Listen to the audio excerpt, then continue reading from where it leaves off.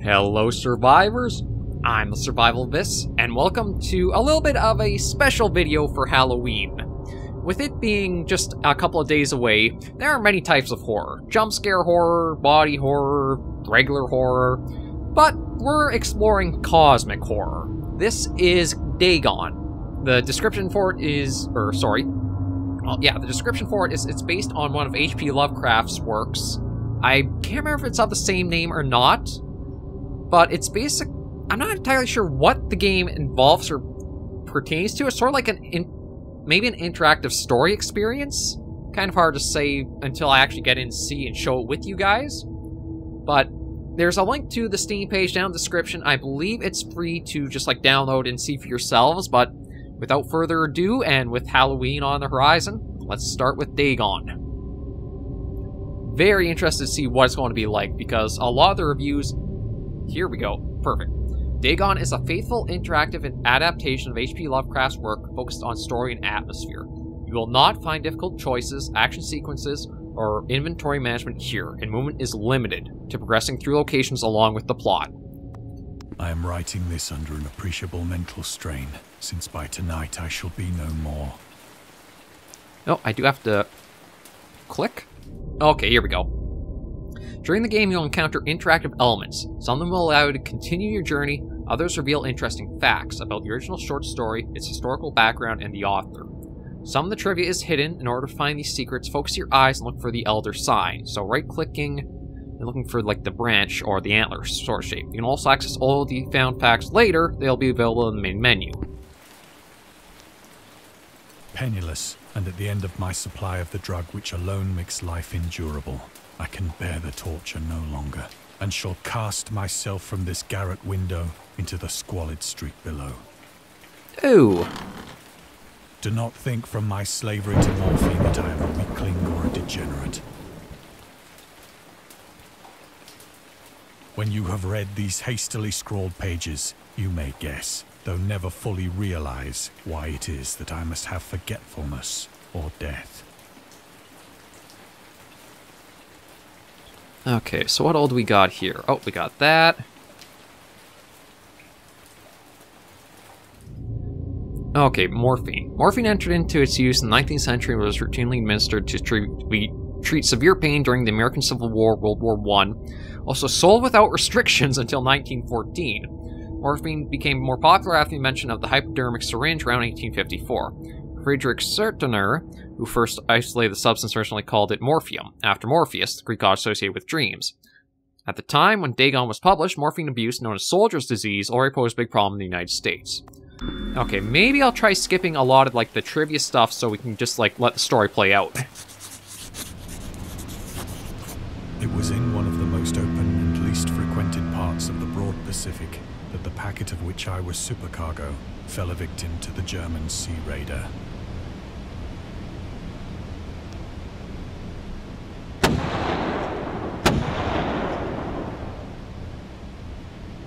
The Great War was then at its very beginning, and the ocean forces of the Hun had not completely sunk to their later degradation, so that our vessel was made a legitimate prize, whilst we of her crew were treated with all the fairness and consideration due us as naval prisoners.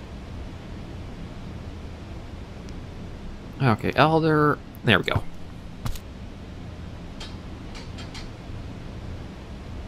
So liberal, indeed, was the discipline of our captors, that 5 days after we were taken, I managed to escape alone in a small boat with water and provisions for a good length of time.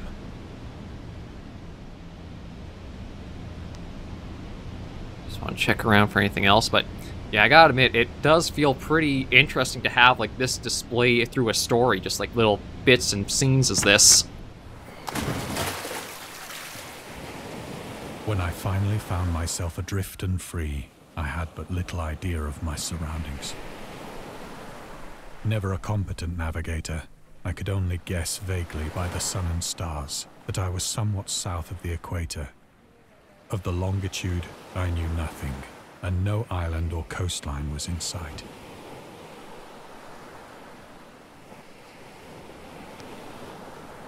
Yeah, like looking up and around. Now, I haven't read Dagon myself, but I have taken in what the flow of the story is, and it is being... The weather kept fair, and for uncounted days I drifted aimlessly beneath the scorching sun, waiting either for some passing ship or to be cast on the shores of some habitable land. Yeah, it's staying very true to the events that do unfold in the story to the main character. But neither ship nor land appeared, and I began to despair in my solitude upon the heaving vastness of unbroken blue. Okay, I actually don't have a lot of visual here. Like, this is my range, just up, down, left, right. That's the max it lets me. The change happened whilst I slept. You know, that music always means good things are coming. Its details I shall never know. God, they nailed the music for, like, fitting for Lovecraftian stuff. For my slumber, though troubled and dream-infested, was continuous. Ooh.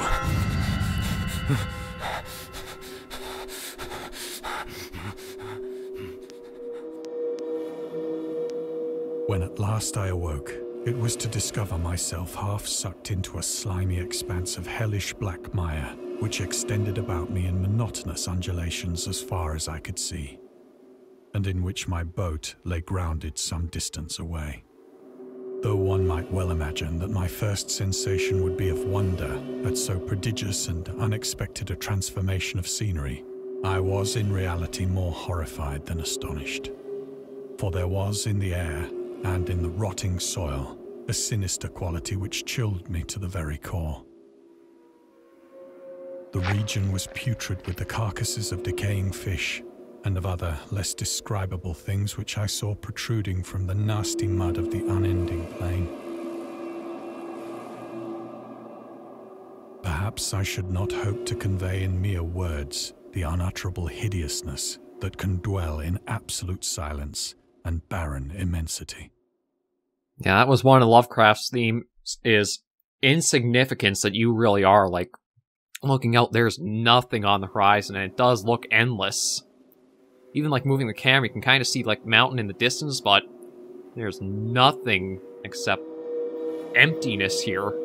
There was nothing within hearing, and nothing in sight, save a vast reach of black slime. Yet the very completeness of the stillness and the homogeneity of the landscape oppressed me with a nauseating fear.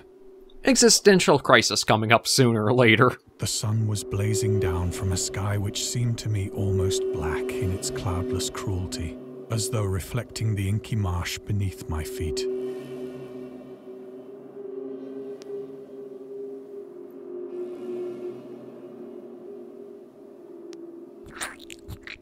Oh. As I crawled into the stranded boat, I realized that only one theory could explain my position.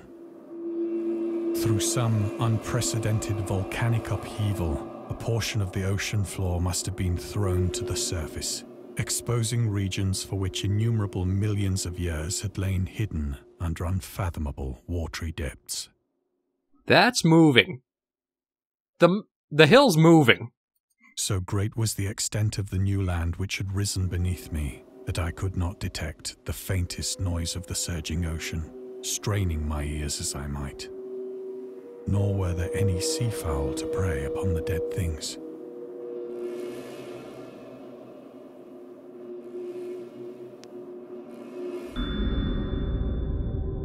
Okay, so that's just a little bit. I mean, there are some cool things that I'd probably, on my own time, and if you guys do get interested in this, I recommend trying this out yourselves and learning about, because it's fascinating, some of the stuff that you can kind of learn, and, like, during the time for when Lovecraft wrote his things. For several hours I sat thinking or brooding in the boat, which lay upon its side and afforded a slight shade as the sun moved across the heavens. I think that's a trilobite. As the day progressed, the ground lost some of its stickiness and seemed likely to dry sufficiently for traveling purposes in a short time. That night I slept but little, and the next day I made for myself a pack containing food and water, preparatory to an overland journey in search of the vanished sea and possible rescue.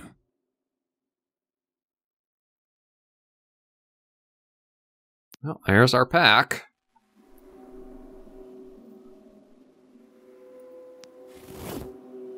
On the third morning, I found the soil dry enough to walk upon with ease.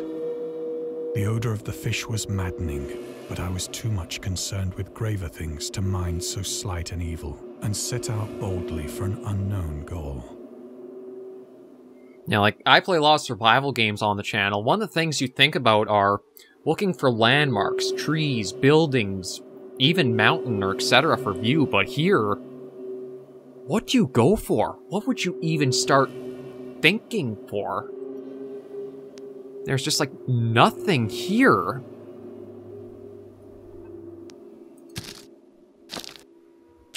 At least it's not the squelch of the first steps, but...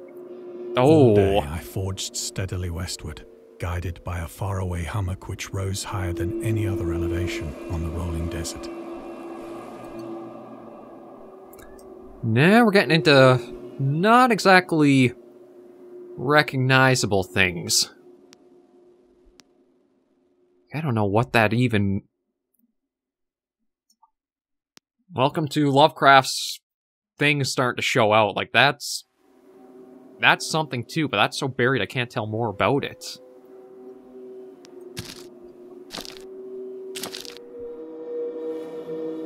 No. And then I don't actually have any movement from, like, the arrow keys. It's all about just using your mouse to look around and... But yeah, looking at some of the stuff that's buried in that. Poor whale here.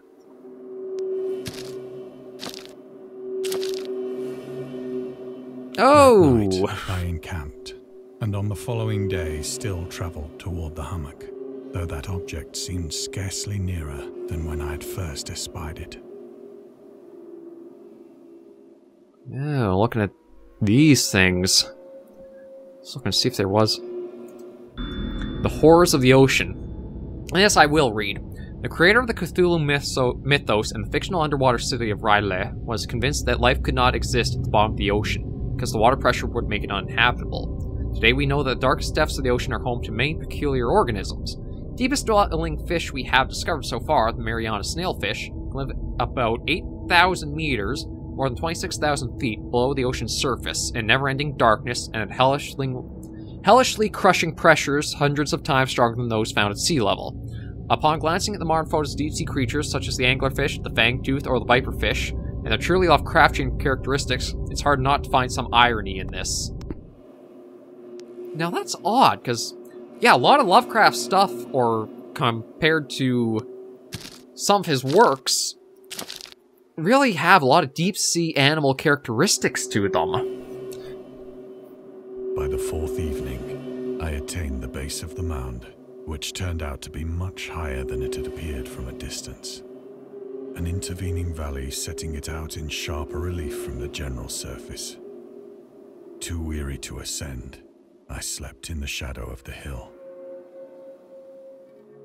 I know not why my dreams were so wild that night, but ere the waning and fantastically gibbous moon had risen far above the eastern plain, I was awake in a cold perspiration, determined to sleep no more. God, it is gorgeous to look at some of these scenes. Such visions as I had experienced were too much for me to endure again. And in the glow of the moon I saw how unwise I had been to travel by day. Without the glare of the parching sun, my journey would have cost me less energy. Indeed, I now felt quite able to perform the ascent which had deterred me at sunset. Picking up my pack, I started for the crest of the eminence. Okay, so the pack there. God, that is pretty intimidating. Like, there's nothing feature-wise to it, but they've just nailed down the atmosphere to this so well. I have said that the unbroken monotony of the rolling plain was a source of vague horror to me. But I think my horror was greater when I gained the summit of the mound and looked down the other side into an immeasurable pit or canyon, whose black recesses the moon had not yet soared high enough to illumine. I can't tell if I'm actually looking at the ground or I'm looking up at the sky. I felt myself on the edge of the world, peering over the rim into a fathomless chaos of eternal night. Okay, that's very much like looking into the depths of the ocean there. Through my terror ran curious reminiscences of Paradise Lost, and of Satan's hideous climb through the unfashioned realms of darkness. As the moon climbed higher in the sky, I began to see that the slopes of the valley were not quite so perpendicular as I had imagined. Down we go. Ledges and outcroppings of rock afforded fairly easy footholds for a descent, whilst after a drop of only a few hundred feet, the declivity became very gradual. So it is just slowly going down, isn't it? Urged on by an impulse which I cannot definitely analyze, I scrambled with difficulty down the rocks and stood on the gentler slope beneath, gazing into the Stygian deeps, where no light had yet penetrated. All at once, my attention was captured by a vast and singular object on the opposite slope, which rose steeply about 100 yards ahead of me. And now is where I'm going to go quiet for quite a while. An object that gleamed whitely in the newly bestowed rays of the ascending moon.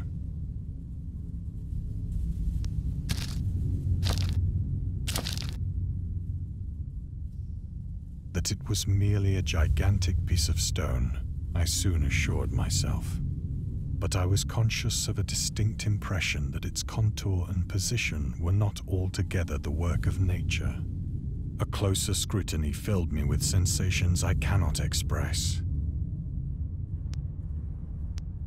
For despite its enormous magnitude, and its position in an abyss which had yawned at the bottom of the sea since the world was young, I perceived beyond a doubt that the strange object was a well-shaped monolith, whose massive bulk had known the workmanship and perhaps the worship of living and thinking creatures.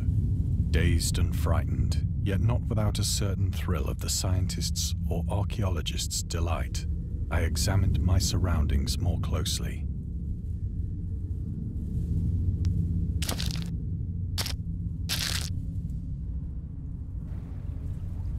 The moon, now near the zenith, shone weirdly and vividly above the towering steeps that hemmed in the chasm, and revealed the fact that a far-flung body of water flowed at the bottom, winding out of sight in both directions and almost lapping my feet as I stood on the slope. Across the chasm, the wavelets washed the base of the Cyclopean monolith, on whose surface I could now trace both inscriptions and crude sculptures.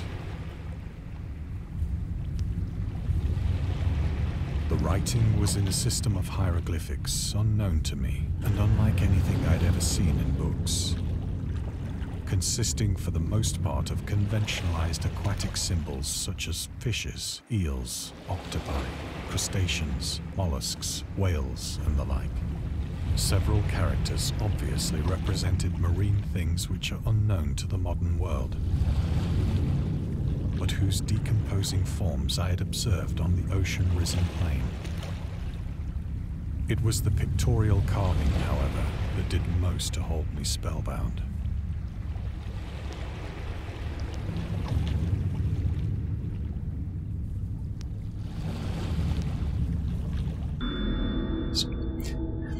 Okay, so I am going to pause here just to interrupt a little bit. Storytelling methods. Dagon contains many themes and storytelling methods that Lovecraft developed in his later works, such as telling the story through carvings, through some of his other works there, journals and character notes, islands emerging from the ocean, or fictional beings and deities based on real events and mythologies. It's also considered the origin of the popular Cthulhu mythos. I'm pretty sure he is the one who wrote Call of Cthulhu, so I mean, it does kind of check out. Some of Lovecraft's other stories also conclude in a manner similar to Dagon. Let's skip details in order not to spoil the ending. Agreed. Plainly visible across the intervening water, on account of their enormous size, were an array of bas-reliefs whose subjects would have excited the envy of a doré. I think that these things were supposed to depict men, at least a certain sort of men, though the creatures were shown disporting like fishes in the waters of some marine grotto. or paying homage at some monolithic shrine which appeared to be under the waves as well. Of their faces and forms I dare not speak in detail, for the mere remembrance makes me grow faint. Grotesque beyond the imagination of a Poe or a Bulwer. They were damnably human in general outline, despite webbed hands and feet, shockingly wide and flabby lips, glassy, bulging eyes, and other features less pleasant to recall. Curiously enough, they seem to have been chiseled badly out of proportion with their scenic background. For one of the creatures was shown in the act of killing a whale, represented as but little larger than himself. I remarked, as I say, their grotesqueness and strange size, but in a moment decided that they were merely the imaginary gods of some primitive fishing or seafaring tribe. Some tribe whose last descendant had perished eras before the first ancestor of the Piltdown or Neanderthal man was born.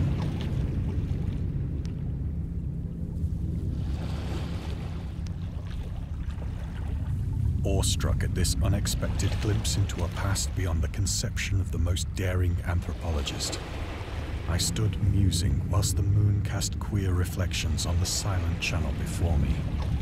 Then, suddenly, I saw it. With only a slight churning to mark its rise to the surface, the thing slid into view above the dark waters.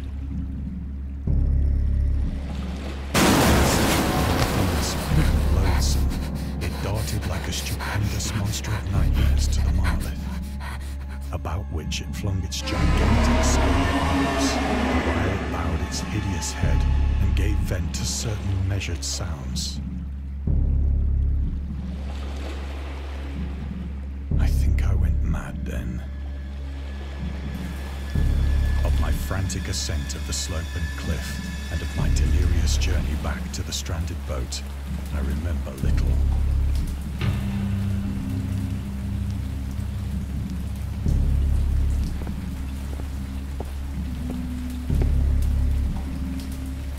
I believe I sang a great deal and laughed oddly when I was unable to sing.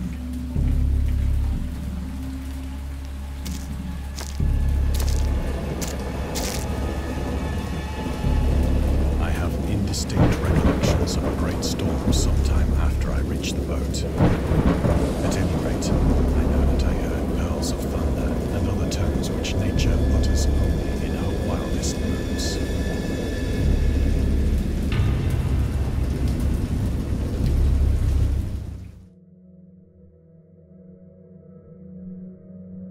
When I came out of the shadows, I was in a San Francisco hospital, brought thither by the captain of the American ship which had picked up my boat in mid-ocean. In my delirium, I had said much, but found that my words had been given scant attention. Of any land upheaval in the Pacific, my rescuers knew nothing, nor did I deem it necessary to insist upon a thing which I knew they could not believe.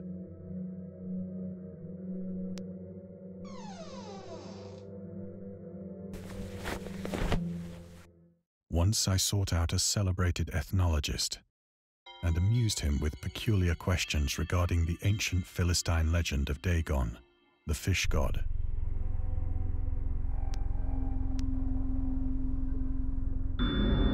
Dagon, or Dagon, was main deity of the Philistines, worshipped throughout the Middle East as the ancient god of fertility and crops. In Hebrew, the word Dagon was a common noun for grain. The rulers of Akkad, Mesopotamia, chose him as the patron saint of their war conquests. He also appeared as the judge of the dead in an Assyrian poem and an underworld prison warder in one of the Babylonian texts. He is often mistakenly taken for a fish god due to the wrong interpretation of his name, as in Hebrew the word dag means fish. In H.P. Lovecraft's works, Dagon is an underwater deity ruling over the deep ones, a humanoid race with fish traits that resides in the oceans. He is worshipped by a secret cult called the Esoteric Order of Dagon.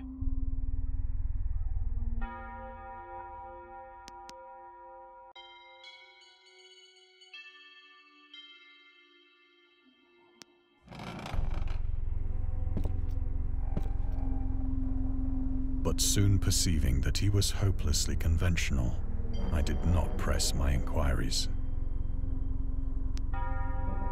No, the Necronomicon. People have probably heard of the name, like the Necronomicon. And it is from Lovecraft's work where it originates. Well, maybe not. August Derleth and the Cthulhu Mythos. August Derleth was an American writer and anthologist. He also befriended Lovecraft and published many of his works through his company, Arkham House. I think that's actually where Arkham kind of came from as well. Although he greatly contributed to the popularization of the author's work after his death, he's surrounded by numerous controversies. One of his most questionable decisions involved introducing the good versus evil doctrine. Derleth was a devout Catholic, to the Cthulhu mythos, which contrasted with Lovecraft's view of the world and his approach to cosmic horror. As a result, the author's works are often misunderstood and misrepresented in today's culture. It's also worth noting that Lovecraft was never really interested in creating a mythology, and the term Cthulhu mythos was coined by Derleth after the author left the mortal plane. Okay, so that's pretty interesting. Oh. Whoa, what the heck happened there? Just like spun me right around. So Lovecraft, it does kind of lean for Lovecraft, because I don't think any of his works are ever meant to be taken like sequel and series. They're almost like short stories of dark aspects to a big world that are never super connected. Oh, but what was the point of coming over to look at the clock then? I guess maybe there's something to... I don't know.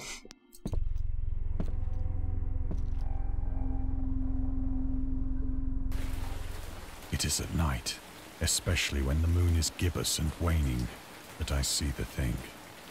I tried morphine, but the drug has given only transient surcease, and has drawn me into its clutches as a hopeless slave. So now, I am to end it all, having written a full account for the information or the contemptuous amusement of my fellow men.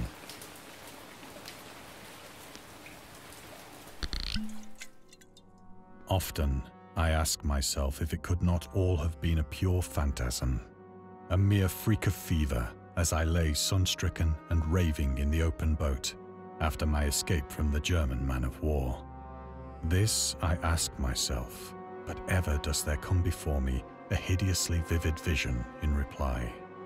I cannot think of the deep sea without shuddering at the nameless things that may at this very moment be crawling and floundering on its slimy bed, worshipping their ancient stone idols and carving their own detestable likenesses on submarine obelisks of water-soaked granite. I dream of a day when they may rise above the billows to drag down into their reeking talons the remnants of puny, war-exhausted mankind. Of a day when the land shall sink and the dark ocean shall ascend amidst universal pandemonium.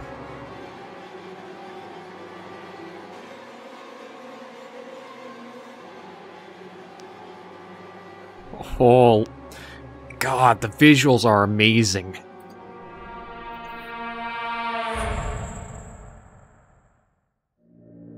The end is near. I hear a noise at the door, as of some immense slippery body lumbering against it.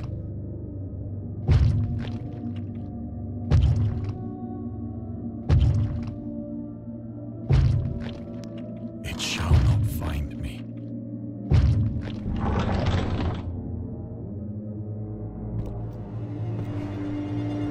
God, that hand!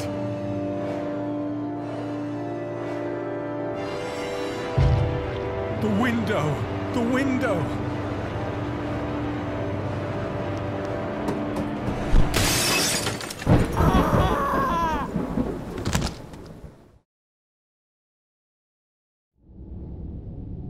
And that was Dagon. They truly, truly did put it together so well. I do like it. It's not meant to be long. It does encapsulate what Lovecraft had done quite a few of his works for like more short story novella stuff, and visuals fantastic, sound and audio amazing. They nailed this so well. So there are some DLCs I might have to look at and see, but I'll definitely leave a link down to this in the video description for you guys if you want to check it out yourselves. But God, that was fantastic. I enjoyed it, and I hope you guys did too. This was, I think, approaching Halloween, it's good to get some different horror in that doesn't always get really, like, thrown out there, and this definitely worked at it. Like, the team behind this, fantastic work, and it was a pleasure to bring it. I'm going to leave things off here, but I just want to take a look. Yeah, so you can see there's quite a bit of trivia I didn't actually pick up and go through. So, if you spend the time and look, you can learn a lot, and again, the mythos and all stuff around Lovecraft and that work is interesting. The author himself, very, very interesting individual. Definitely not somebody who really should be praised much for, like, their views of the world, but for what they wrote, it's kind of incredible some of the stuff that's out there that they've done. But yeah, this was Dagon. Thank you guys for joining me on this special little Halloween episode. If you did enjoy the video, be sure to give it a like. If you want to check it out for yourselves, head down in the description. The Steam page link is right there. Until I do see you all in the next video, though, survivors, please remember, as always, to take care and stay alive.